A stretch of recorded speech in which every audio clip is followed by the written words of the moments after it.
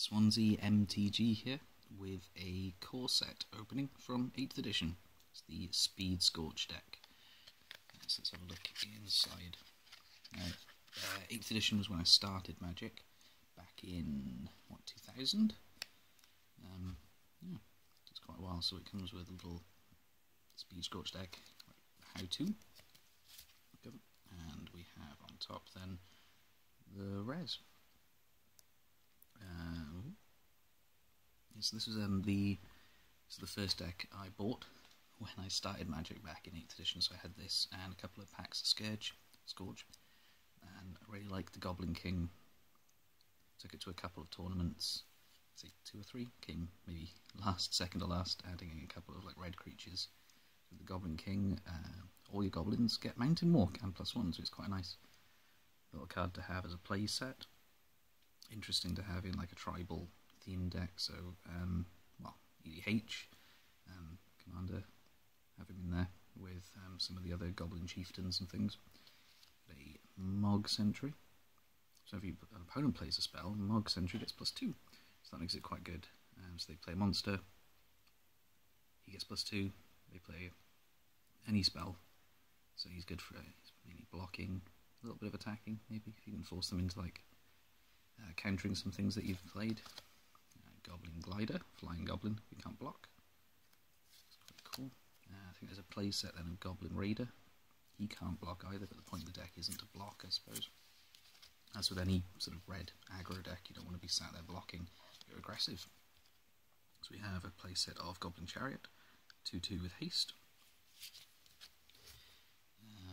My favourite Goblin, the Raging Goblin, so 1/1 with haste. So, you know, play set of those. Go down, attack, go down, attack. So you're looking to sort of swarm your opponent. Blaze deals X damage, so these are all just direct damage things of Volcanic Hammer. So the idea with the aggro is that you're either taking out their monsters really quickly, their creatures, sorry, or you're just getting rid of that last tiny bit of life that they're on. So gains +X, so that would be a nice thing to pump through if you have a lot of spare mana. Lightning Blast, 4 damage for 4.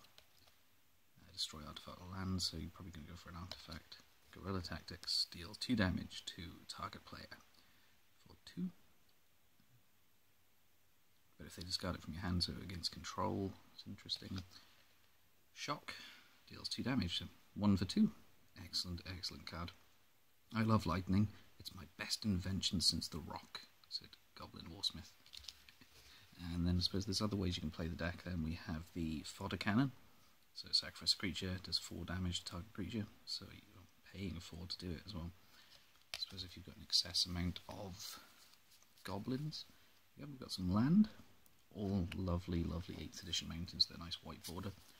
So I was looking up the whole thing with the borders, because I remember them being white, and it was black for the first couple of sets, so things like Alpha, Beta, and Revised and things, and then up until 8th, they had white borders for a little bit, and then after 8th, it went back to the traditional black border.